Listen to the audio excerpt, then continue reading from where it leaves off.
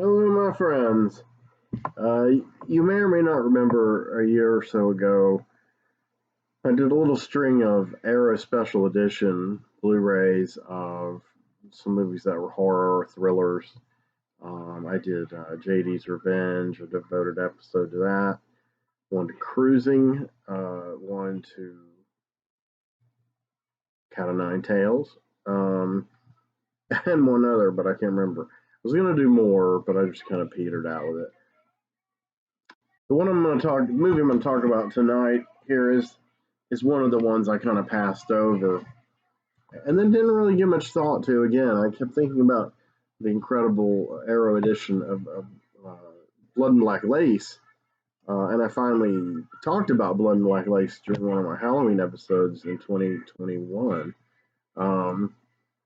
But I wanted to do a standalone for this Arrow edition because it's really awesome, and it's one of the very first Blu-rays that I bought when I had a good amount of money saved in the bank, and I was really frugal, and I was afraid to spend much money.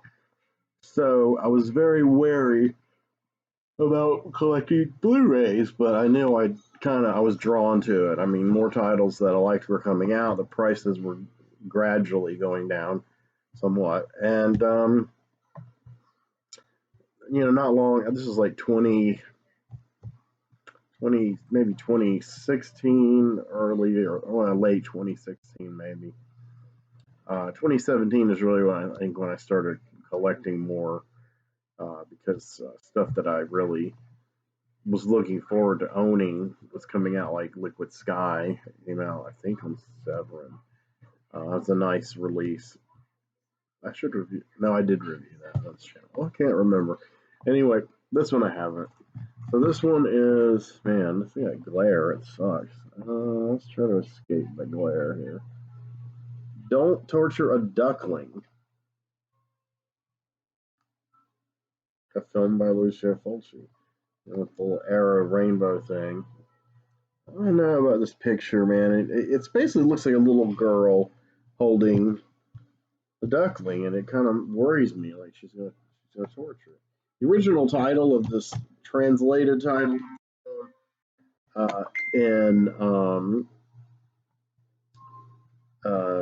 original translated title of this film in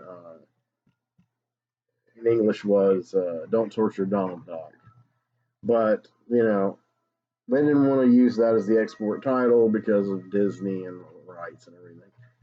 Even back then, Disney were, mad litigators. They're heavily litigious. Is that the right word? Folk. So anyway, Don't Torture Duckling is a very memorable title, and it's a very Giallo title. It's one of those inscrutable titles. Like, what the fuck does that mean? The title. So I have it on while I'm talking. The print is unbelievable. It's a 235:1 aspect ratio, and it's like totally remastered. Oh my god, is it 4K or 2K? High definition Blu-ray. It's not 4K. I guess it's 2K. Standard definition. Okay, there's also a DVD in here. This is the old days when we wasted, charged us too much money, and wasted, bad for the environment, is what I'm saying. So here's a DVD, and here's the cradle for the Blu-ray I have in the player. Like, why do you need this? Why do you need this DVD? Why do you need a standard definition thing, and then desperately try to cram the extras that'll barely fit on the DVD? You've already got one Blu-ray. You've got the high def. You got all the extras. Everything's on one disc. So it's like you're trying. I think what they were trying to do back then was convert people to Blu-ray. Like, you got to buy this, man. This is the only DVD that's going to come out of this, and you don't want to. You're stubborn. You don't want to convert to Blu-ray. But if you get a Blu-ray player, it'll play your DVDs too. And so then you're like, oh, I can play this on my DVD player.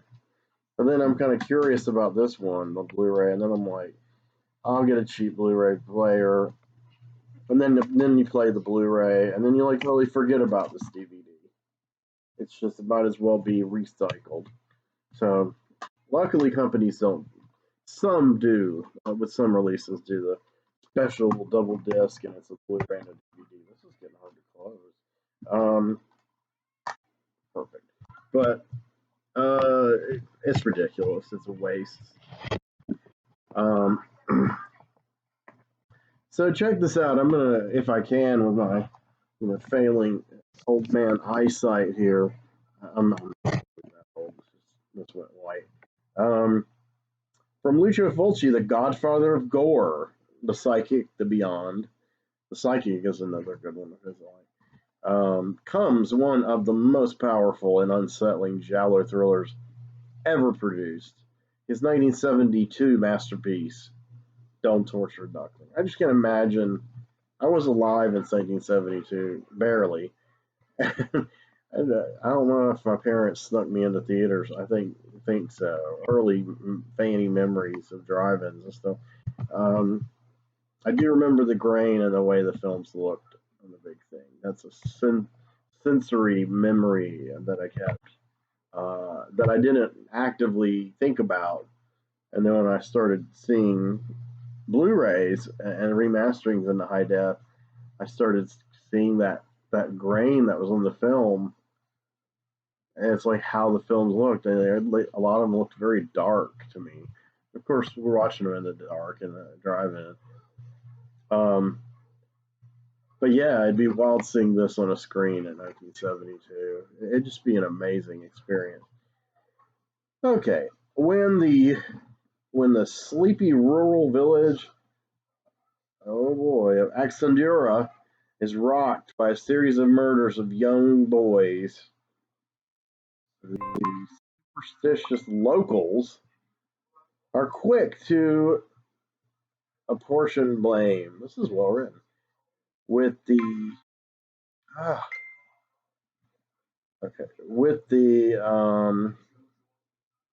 suspects, including the local quote-unquote witch Majara, played by Florinda Bolkan from A Lizard in a Woman's Skin, also a great Fulci movie.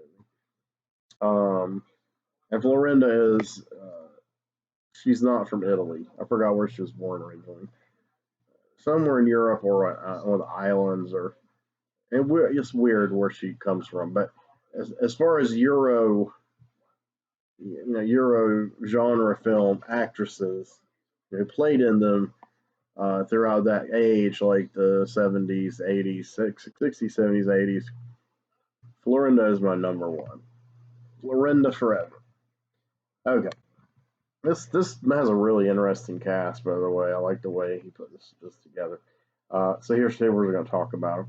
With the bodies piling up and the community gripped by panic and a thirst for bloody vengeance, two outsiders. Can't read that word. City journalist Andrea, played by Tomas Milian from Before the Apocalypse. Also a great Fulci movie, a Western. Also one that inexplicably is not headed for Blu-ray. And spoiled rich girl, Patricia, played by Barbara Boucher, from The Red Queen Kills 7 Times. I've got that. I'm selling the DVD. I think $10 if you want to get it on my eBay channel. Team up to crack the case. But before the mystery is solved, more blood will have been spilled, and not all of it belonging to innocents.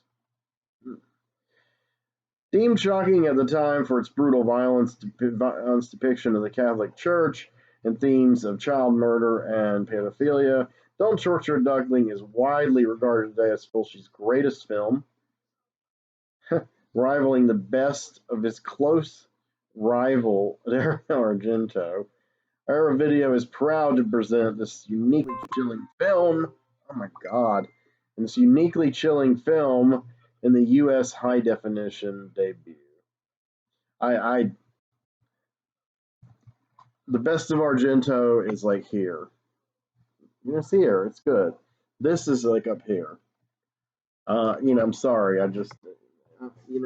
That's one of those little quarrels some of us horror film geeks would get into, Euro horror film geeks in the 2000s. Like who's better, Fulci or Argento? And of course, right, adult mature answer is they're both great in their own way. They've both done great movies and shitty movies. They have a different style, but there's that part of me, man. It's like who can win in a fight between Hulk and Thor. It's like who you like better, who you resonate with better. That's what it's about. It's not who actually is a better craftsman or more popular or more rich or more influential even. I mean, Argento is madly influential. I much prefer Fulci. His stuff is earthy. His stuff is raw. It's real, but it also has a lot of beautiful lighting, a lot of a lot of diffuse lighting that he floods the scenes with, and it's an incredible look. You'll know when you see it, but when the diffuse light is coming through and it's kind of foggy and shimmery. In this movie, there's a lot of darkness. The lighting is a bit more toned down than the color. It's very kind of grim and earthy because this movie is kind of like a neo-realist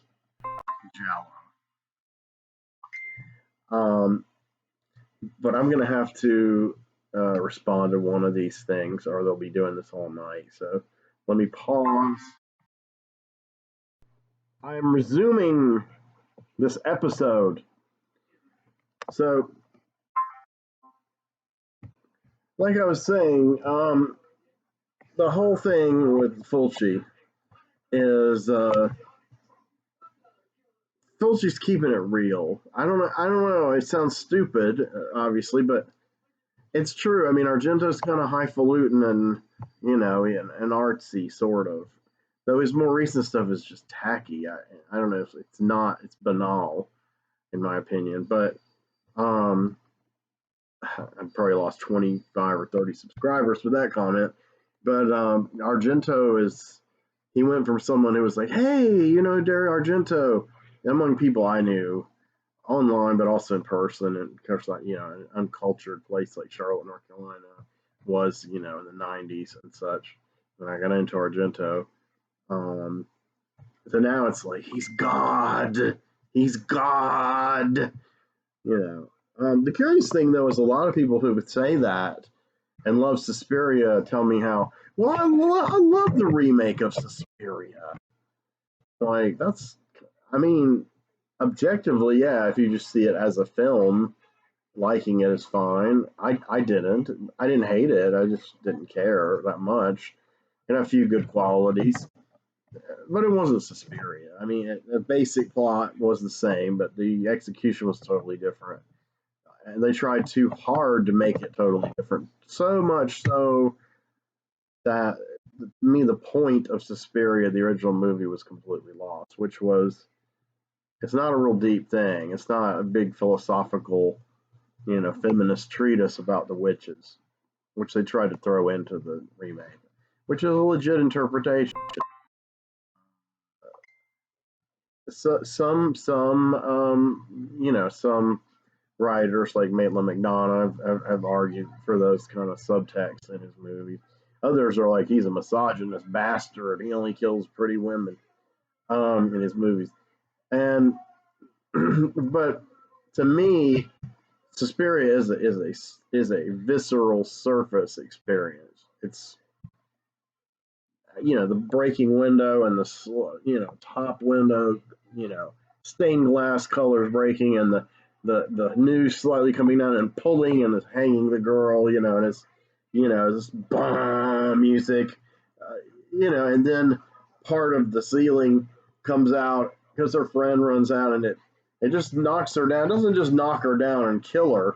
It just strategically, embeds itself in her head and her side, like intentionally stabbing her there. And he lingers, on every drop, and it's pretty incredible. But like I said, Fulci's my man. Fulci's my man. So in this movie, it is. It's like a fearful village. It's like a bunch of ignorant people. It's kind of like Italian rednecks. It's in the south of Italy. So I don't know, maybe the south of many countries harbor ignorance. I'm not sure. Hold on one sec. I'm having to respond again to a persistent individual. Okay, I'm seemingly popular this evening. I'm gonna have to figure out a way to knock this notification out or silence it while I'm doing this. But not being a tech person, even though I do that for a living, um, yeah, I'll do it. So, so yeah, they're really um, a town of ignorance, and of course they bring in the police, who are kind of like thugs, in these tacky outfits. Sorry, this is just constant. I apologize. Um, and you know, basically, it's because the crowds are going out of control. They are bloodthirsty. They want to who killed these kids, and so yes, they turn their attention to Majara. She is a witch, and you see a lot of in the beginning of the movie, and then throughout, you see a lot of cuts to someone making these kind of almost voodoo dolls out of like clay and mud, and they're black, and it's got pins in them, big metal balls, and um, it's fascinating. It's just like, is Majara killing them, or is she using her magic to kill them? But she's completely a red herring in the story, but ah, but also silent and silent. That's not what I meant to say. She's a red herring in the film, um, but also, so what I'm looking for. She's an important symbol of the ignorance of the town. I would say Fulci's sympathies lie with her, not the townspeople. It's really festering ignorance. I mean, yes, anyone would freak out if several kids of the community are dying or being horribly killed or molested. Um, but I will say that um, they overreact. They don't have any plan. They don't have any organization, and the police that are apprehending them are just kind of thugs. However, the police working on the case, the main guy, I can't think of that actor's name. Wasn't on their back here. He's somebody I've seen in other movies. He's got kind of slick back brown hair and glasses and a brown beard. Um, he's like the official police guy. He's trying. He's working with like scraps, and everybody's suspicious of like outsiders, older people, people dressed in all black, and of course Majara is one of these. She's not old, but Um, and then there's the rich white girl from wherever the other province. I forgot what she said. Played by Barbara Boucher. Patricia is the immediate suspect for the audience because early in the film, she does some pretty inappropriate things with one of the boys. So these boys, there's three boys, and they're all having fun and jumping around and what have you. And they're horny. They're like spying on the local prostitute in the barn, but they don't get with her. But the one kid, forgot his name, but he's kind of like the main kid of the three. Uh, he's downstairs in his house, and he's trying to get some lemonade or orange juice for his mom. He's kind of shaky because in the recliner chair is Barbara Boucher, Patricia, totally naked, and almost nothing is left to the imagination. You don't actually see her two lower orifices, but you do see, the hair around them and her breasts. And, you know, and for a lot of guys, Barbara Boucher is like a super hot body. I think she's kind of average. She's not very curvy, but she's in fine shape or whatever. But it's a shocking graphic in this context. It's not like a Barbara Boucher movie where she sleeps with some asshole and she's trying to solve a mystery. Not get evade being slashed to death in a giallo. This is a giallo where she's a suspect because her behavior is extremely bizarre. She's very sexual uh, in her overtures or advances, you could say, to the kid, and the kid finally goes to his mom, and she of course makes fun of him. Run to mommy, and she's kind of a bitch. You're like, what the hell? Meanwhile, Tomas Milian is visiting, and uh, he's dubbed in this, like a lot of the actors are, but he used to do mostly dub his own voice, like Franco Nero. They both have very distinctive accents. Milian is from Cuba originally. He spent the last years of his life living in the U.S. and Florida. Um, but he befriends this priest, and this priest, another actor I should know the name of, and I can't think of it. But or they say it on here? The priest is a creep. He's kind of a young, good-looking, studly guy. Well attired, slick, short hair. And he really knows how to rock one of these frocks, And then Tomas, whatever his character's name, Andrea runs into the aforementioned Patrizia, and I can swear her hair is slightly redder in the next scene. I like Milian's character. I always like his characters in movies, even when he's an absolute bastard, like in For the Apocalypse. Barbara looks very nice. She looks nicer with clothes to me. Sorry. And so she kind of befriends him. She's basically like, uh, I don't know why she moved to this area, her character, but I think she's more from the city, not from the south, this little village. So she kind of thinks the people are quaint and boring, and I think that's why she fucks with these children, but not literally fucks them. And she kind of annoys the priest, and I don't want to say flirts, but she just has this mischievous. And Namaz Milian says, "I wouldn't say she's your most devout parishioner," and he says, "It's only since she arrived here that funny things started happening." That's what the priest says. That's a deflection. Um,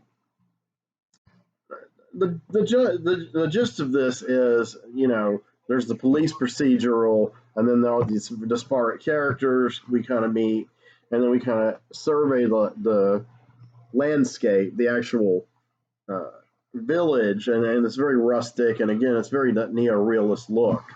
Um, but also kind of the emotional landscape, like who are the suspects, what do they do, what are they here for, the natives, the outsiders, the weirdos, the witch, and she's doing all this kind of weird rituals with the doll and everything. But Majara is innocent. Now that main boy I talked about, he actually drew a picture of Patrizia naked. And then he gets a phone call, and you think he's talking to her. It's like, no, my parents are watching, man. Can't go. I'm not afraid. Kind of like when Patricia was, uh, like Patricia was fucking with him, mocking him. Um, some great shots out here of her in the rain in her car. It's really nice Dutch angles. This print is amazing, beautiful. I mean, every little glint of rain pops on this car like a star in the sky. So um, I'm going to move it along. I actually want to fast forward what I'm watching because I want to kind of get the impact of this one key scene, and then I'll kind of start to wrap this up. Let's see where we are here. Okay. So they arrest Majara as a suspect. So the Majara's deal is she lost her baby, and she buried it, and she thought the kids disturbed the sacred ground where she buried it, and it's probably all kind of a ritual, a part of her magic. She said, "What if you buried your son in a cemetery?" And she said, "I couldn't. He was a child of the devil." See, I think she's totally insane. Like, Satan got her pregnant, and so I can't have this kid buried in the cemetery. So they're pushing her, giving her leading statements like, "You killed those 3 boys." And she admits it. She goes along with it, and it's almost like she's just given up, And there's this guy, Francesco, that she learned some magic and voodoo stuff from, too.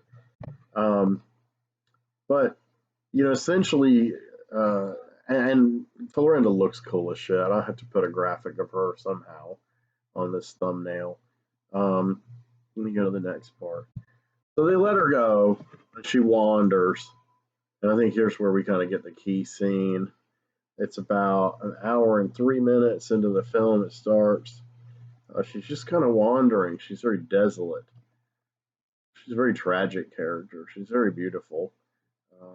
And again, she's very dark. Her skin is very kind of sunburned and swarthy, and she's kind of dirty. And I mean, real dirt. Come on, get your head out of the gutter.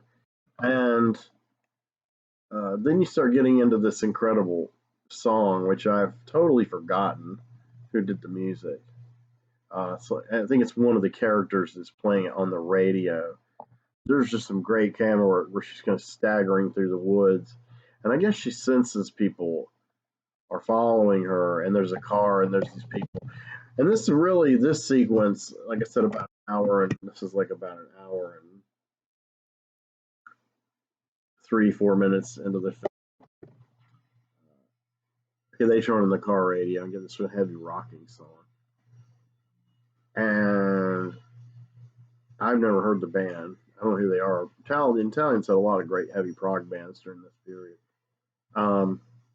But these guys slowly emerge, run around every corner, and they're holding like sticks and chains and metal pipes, and so it's almost surreal. I mean, there's a lot of handheld camera work over her shoulder, and she's near a gate, and she's kind of trying to be all nonchalant. And then they slam the gate on one of her hands. And of course, Fulci closes up to show you the bloody scabs. Oh my God. He's the gore genius. But it's really only just beginning. And she's kind of afraid. Sorry that I'm kind of doing this like shadow cast thing with it while I'm doing it. I haven't watched this in a while, to be honest with you, and whenever I watch this, this scene has so much impact. It's like 3 or 4 men, and they're tall, and they're all wielding some kind of weapon, and it's fucked up. So basically, they beat her. You could say they torture her, or they basically like corner her where she can't get away without getting beaten. And the guy with the chain is really kind of the worst. It's a long build up. It's like a 2-minute build up, and then you get into this chain hits her right here, and it just like huge lesion and like blood going everywhere, and the angles are incredible, and they're just, oh my God. The chain guy hits her in the midsection. It looks like it's almost disemboweling her. It's not quite. Blood spurting.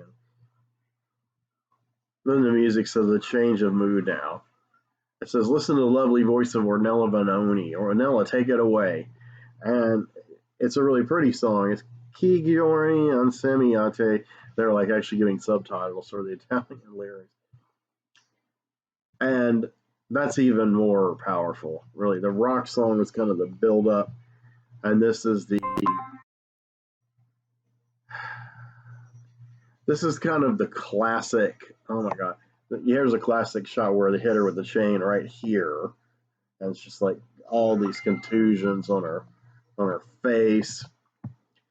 But what I'm saying is that this is kind of more par for Italian films, Italian horror films, especially where you have this just angelic, beatific, beautiful music playing while these gruesome, sadistic acts are taking place.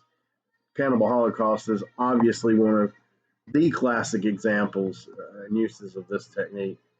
But this is kind of the same thing. So she's not dead, but she's kind of crawling.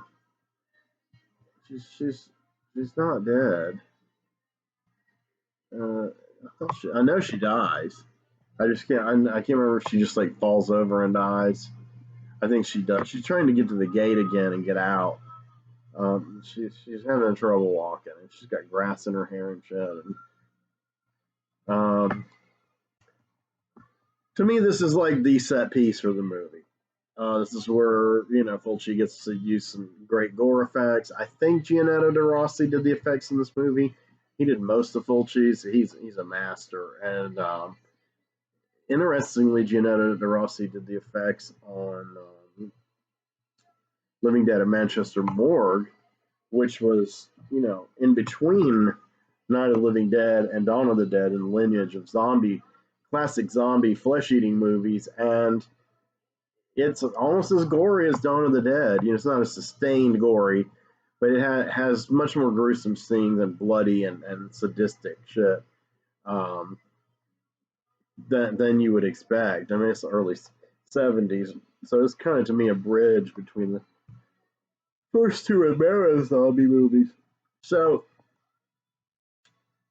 Majara is finished, and that's kind of sad and pitiful. But yeah, it basically Tomas Milian, he figures out that Patricia is not the killer either, and they're going to work together, the living outsider, since they murdered the witch. And he's reading a book called The Classics of Black Magic. In other words, there's this undercurrent, like there's something occult or supernatural happening. Once you kill off Majara, there's really no evidence of this as ritualistic, but it's where the intersection is interesting, is that the murderer, I want to say almost, I forgot this. Martelli. That's that Andrea Martelli. That's Million's character.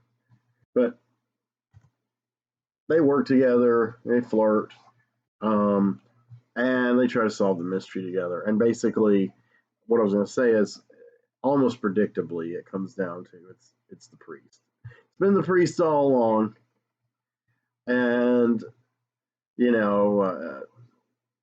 do some voiceovers with his crazy shit he said to Martelli earlier about protecting the children and blah blah blah, these sweet young boys, and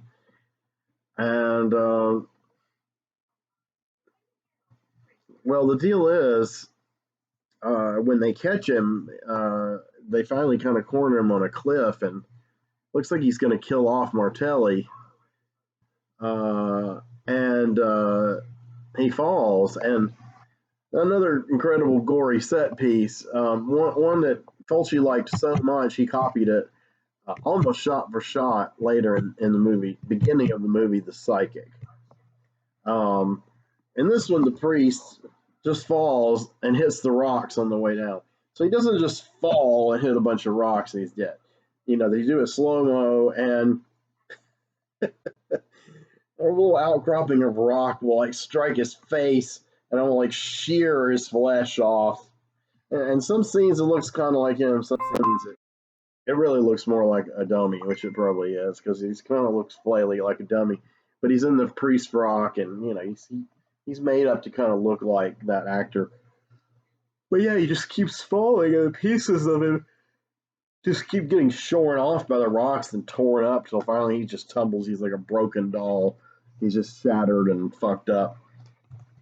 And of course, he's, you've had, like I said, you've had the voiceover of him talking about protecting the children and then, these boys, blah, blah, blah. And, it's like he wanted to keep these boys safe, I think, from sex with women because they were all becoming very curious about sex and about women, like I said earlier.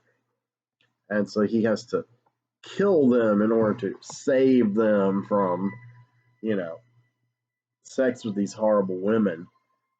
Since he's not interested in women sexually, obviously he's interested in kids, mainly boys. But at the climax, sorry, toward the climax, he takes this little girl with him.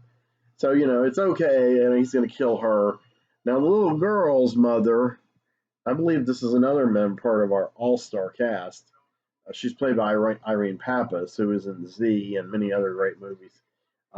Great Greek actress. So she's taking the little girl, and priest got to get a hold of her, and the little girl is kind of like slightly retarded or somehow impaired, disability, and they're suspecting that Irene Pappas is the one who's going to kill her. And it's like, no, a little girl is deaf and dumb, which would mean, that's politically incorrect now. I mean, basically, she can't hear and she can't speak. So they think this chick, Aurelia, played by Irene Pappas, is going to do her in, but it's the priest. Like I said, they get in the fight, the priest's face it's a trip. The beginning of the psychic, this actress Elizabeth Turner, who I don't know much about, she did co-star in one of my favorites, Cannibal Apocalypse. She falls off the cliff and the same thing happens. Slow motion, hits a rock, her face, and like blood and strings of flesh. Not everything he does, gore wise is anatomically correct. He's not like Tom Savini in that sense, but it's still it's gruesome, and I'll go and say it. It's cool. Fulci's if H.G. Lewis is the godfather of gore, Fulci is, I don't know, the godfather of gore to the nth power. Um, so there you go. Don't Torture Duckling. It's got a bunch of special features. I'm not gonna read this, but we're gonna give it a shot. I know there's a audio commentary by Troy Howarth. There is Giallo alla Campagna, a new video discussion with Michael J. Coven, author of La Dolce Morta, vernacular cinema, and the Italian Giallo film. Hell is Already in Us, a new video essay by critic Kat Ellinger, and then Lucio Fulci Remembers, a vintage interview, reversible sleeve art, high definition remastering, redone new subtitles, everything, all this and more. So here it is. Don't Torture a Duckling. Did we open this? Yeah, we kind of did open it. This one's pretty cool. The cover of this book looks pretty cool. And I guess here's the reversible. This was one of the posters too. And of course, there you go, Florinda as Majara screaming. I might reverse this and make this the front cover. So still have that DVD in there that we don't need. And it's getting in the way of closing. So there we go. Another blue review down. Finally got to review another, not a new addition to the library, but a long-standing proud entry in the library, and one I think is just a brilliant addition of an indispensable horror film, an indispensable Giallo film for sure. One of the top 10 Giallos probably ever, and definitely, to me anyway, like I said, it is my second favorite Fulci movie after The Beyond. It used to be my favorite, and then The Beyond just kind of took over my brain. I have reviewed The Beyond on here. I've got several other Fulci films on Blu-ray, so I am looking forward to gradually getting around to them and talking more about Lucio. Viva Viva Fulci. Thanks, and I'll see you soon. I promise. Drew Dahmer. I promise that the Black Test Car Blu-ray will be reviewed as soon as possible. Thanks.